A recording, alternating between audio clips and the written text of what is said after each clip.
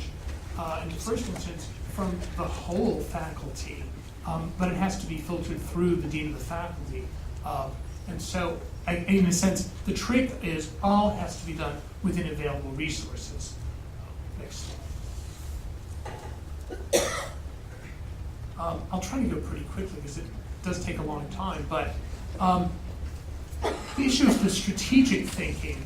Some of the elements of this I've talked about is we have to find a way to convey the value of intense student-centered educational process.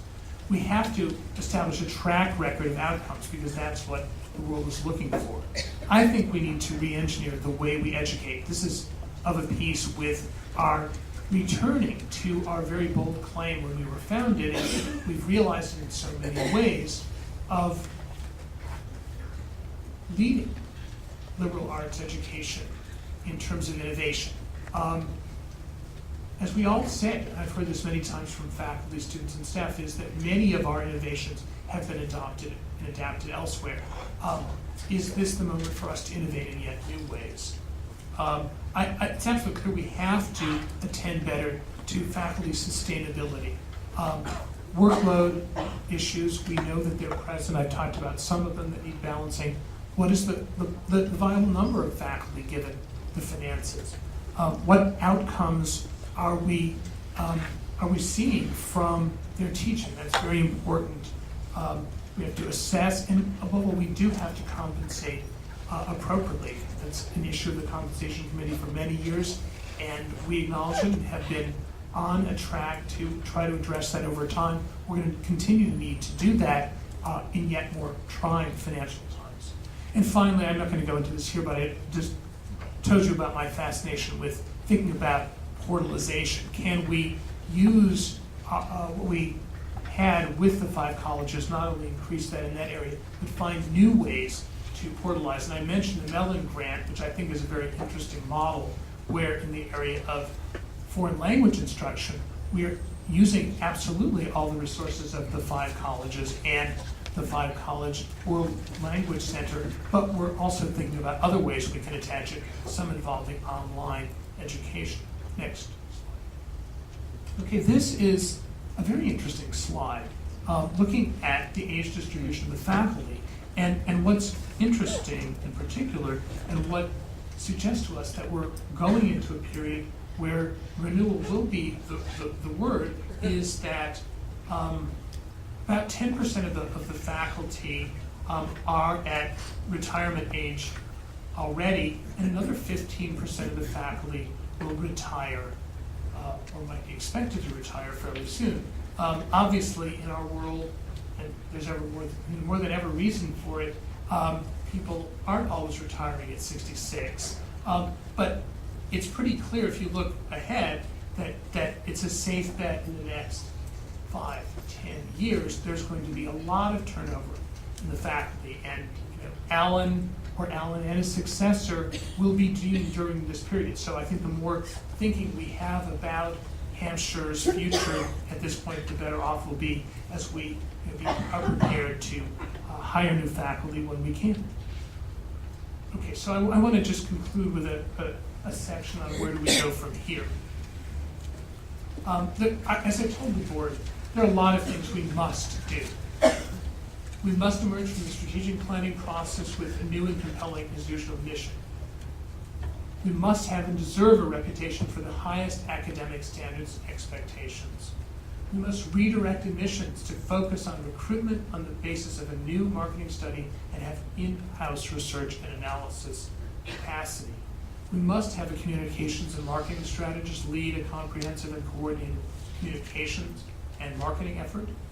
We must build on academic leadership. We must build academic leadership throughout academic affairs that will focus on academic achievement and student success. We must proceed with the campus governance review and prepare for reform. And we must have the discipline to tackle deferred maintenance. What we lack, and this is totally, I'm glad you're laughing. Yeah, we lack money. And not that it's the only source of money, goodness knows, but what we saw this year is we have a sudden drop in full pay students. I know from talking to other presidents that they experienced it as well. maybe not to the extent that we did. We have to consider this, and we have to understand it and see what we can do about it. Sure, we need major gifts and annual giving, but we also need to consider other revenue streams, and some of these things are already in. Could we be using our summers where we don't just get the revenue of the room rental, but we have other programs? We're so noted in so many areas. How can we build that so that, like a lot of other schools, we're getting yet more revenue stream? Combining programs with and beyond the 5 colleges, 3-year bachelor, I mean, that's what that means, and a couple schools are trying that, and I think Hampshire's course of study almost lends itself to better than others. This means not that you cut down your BA program, but you make sure you have pathways where students can do 4 years of work in 3 years. We have students who could do that. I don't know, online courses, possible. Maybe by alternative education master's program, I mean the model of, that many are doing it, a low residency program. Josiah's nodding because he did exactly that at Goddard College, an online, a low residency program. Next slide. Second last slide, but that's a trick because there are a lot of words in this and even more in the next slide. But those will be the last words. I concluded with this longish quotation from the visiting team report of NEASC, and I think it's back to the reality. It speaks to the fact, and again, no blame, no fault, this is the reality. You can have vision in one area and not have it in every area. I've heard some very, very deep, long-term experts at this university say of the making the colleges, they got the educational plan just right, but the business plan was a disaster. We weren't brought into being for longevity, and we are at the moment where we have the, I think, demand, certainly the challenge, to take something that it wasn't intended to expire, but if you look at the way it was conceived and above all how it was executed for many years, it wasn't sustainable, and we have the challenge of making it sustainable right while we're living in it. Anyhow, the visiting committee team wrote, and I think these are pretty clear words for a visiting team report. And by the way, we got a great report and a great review, but the challenges before Hampshire center directly on how such an innovative model could be sustained.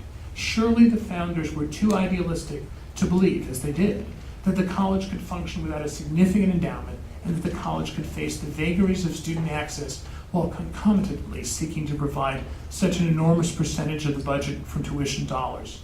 The amount of deferred maintenance is daunting, since this is one place individuals can sometimes think cuts can be made without too much damage being done to the institution in question. This tendency does, however, imply that the future will have to be held accountable to the past. And not to overstate this, but I think that we face a challenge that is structurally just like some of the largest challenges faced by the country and the world. I think of healthcare reform. I think also of climate change. We have to be the generation that takes responsibility for the past. Next slide. It's only one word, but I don't know if anyone has yet looked at this, but I concluded the meeting with the trustees by reading the vision that they had asked for. And the vision is a vision. And I just wanted to share with you and then open this to questions. This is my vision for what Hampshire is about to be. Hampshire College will be a financially sustainable, distinctive and selective college, a portal to the 5-college consortium and the world beyond. Hampshire will have a well-articulated and well-communicated mission.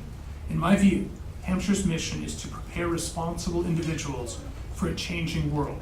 Our graduates will understand the parameters of change from our changing physical environment, climate, energy, resources, and impact on our bodies, health, and nutrition, to social, economic, and political systems.